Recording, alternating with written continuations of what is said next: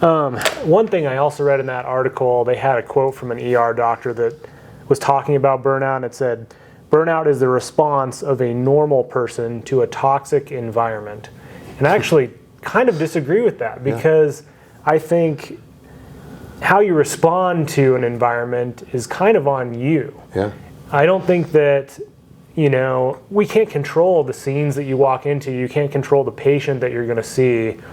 And so I feel like defining burnout as just a normal response to a toxic environment. Like, we can't control those environments. We can't control the chaos on a scene. We can't control the death on a scene. We can't control that stuff. And so I feel like that's kind of not a good perspective, because if you have to control how you respond. We see people that respond to certain situations differently, and I feel like that's blaming it on the environment. It's like, well, we're in emergency medicine. Yeah. We're going to see what we're going to see. And so I feel like that quote's terrible, because I feel like it puts the control completely out of your abilities, And and that's what we want to be in, is control, right? Right. That's what we want to be. I mean, I see EMS, I see our job as being like an amoeba. Amoeba changes all the time. Mm-hmm. It adapts. You put it in a square box, it's going to be square. You put it in a round box, it's going to be round. Mm-hmm. And, I like going into different areas. I like going into the dark, seedy places in the middle of the night where, you don't know what's going to happen. Yeah.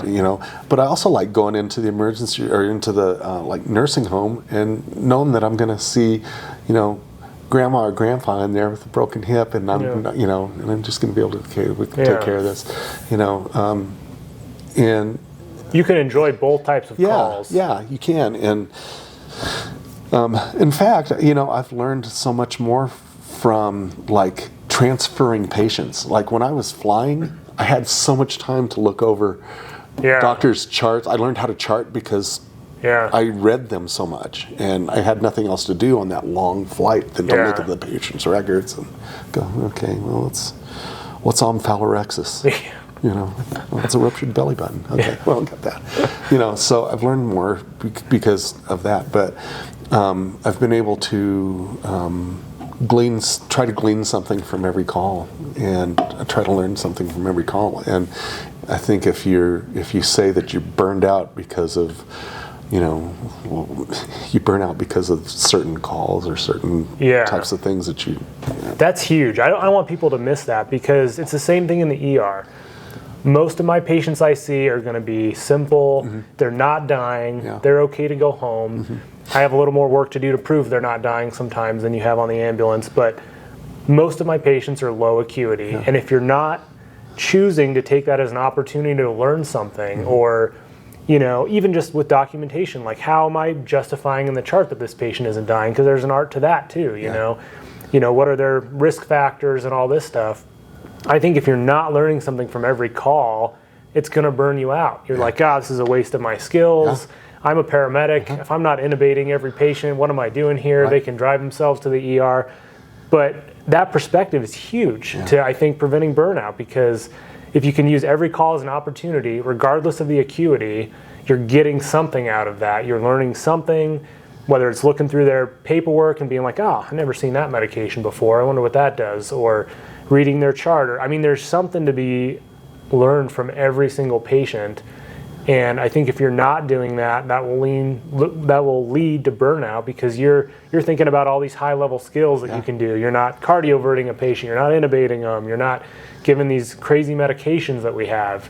And that's huge. Yeah. I think that's super, super good perspective. I see it as I had a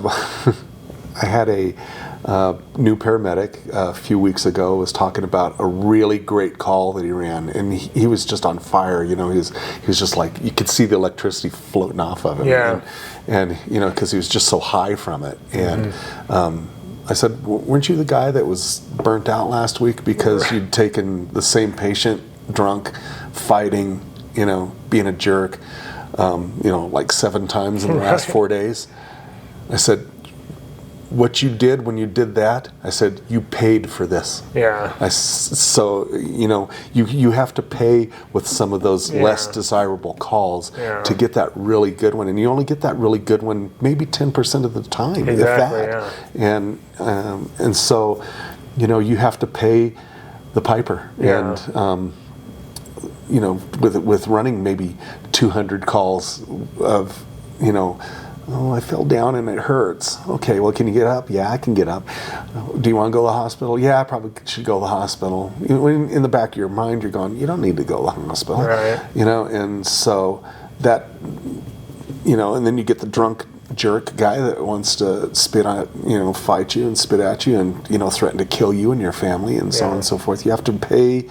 Those are the things you pay for to get that really good call.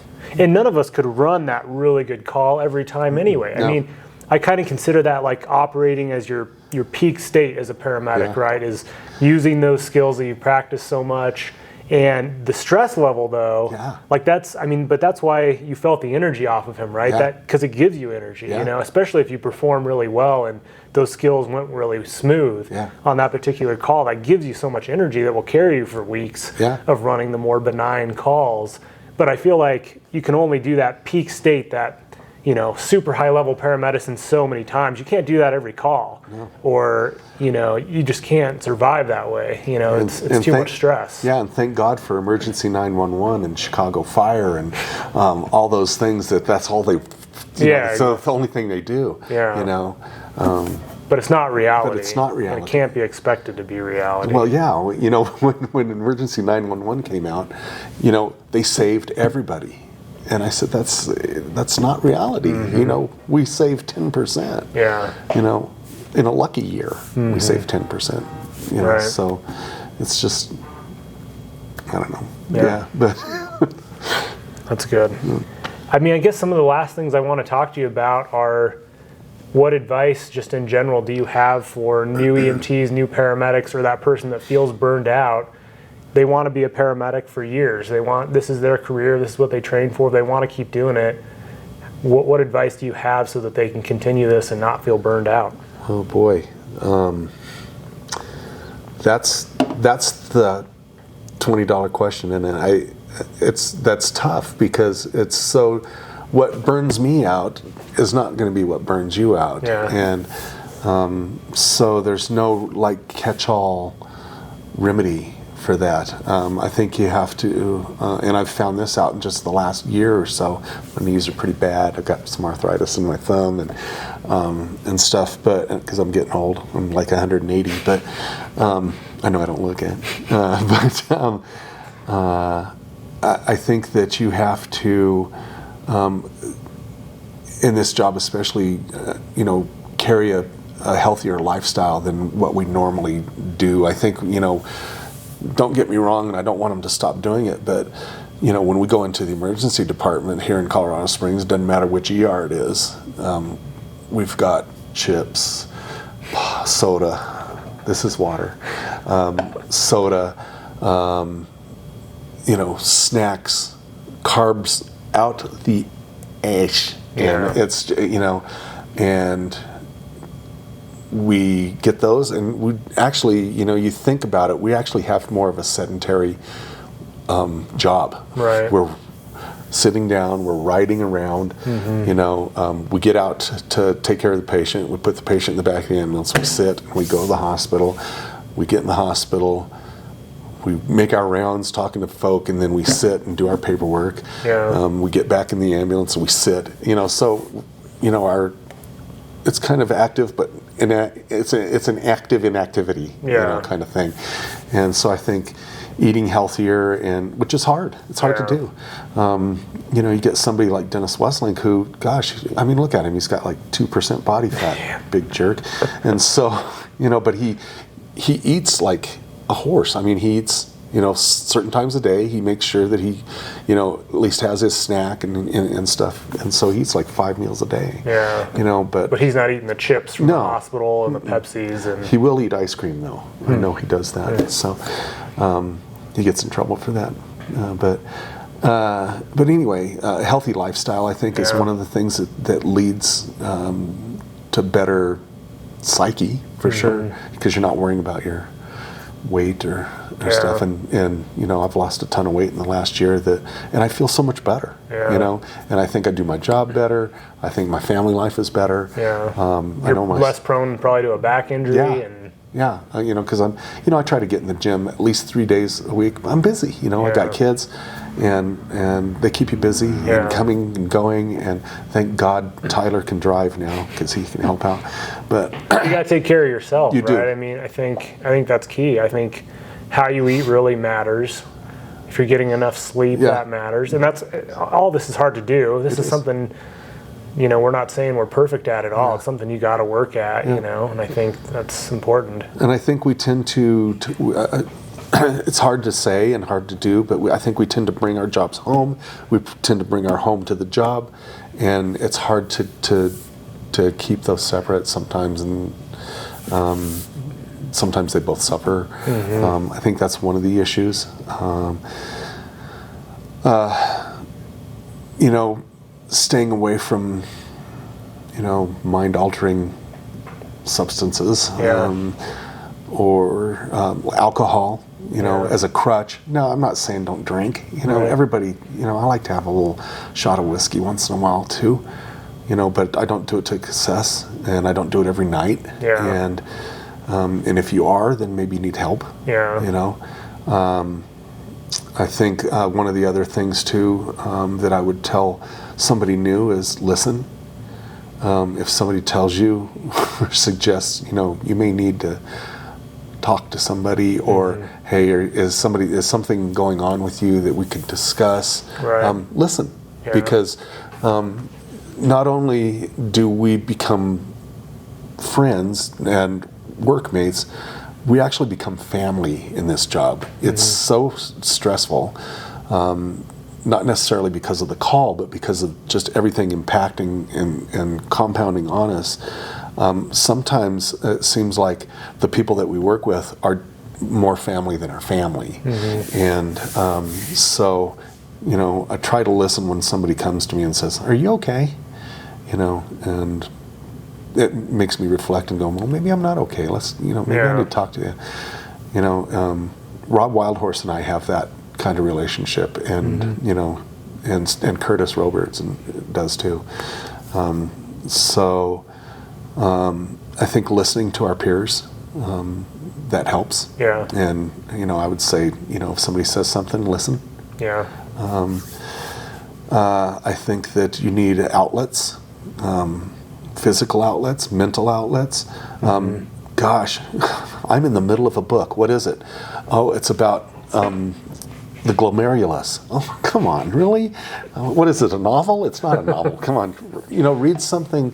Read a spy novel. Or read, you know, historical fiction or whatever.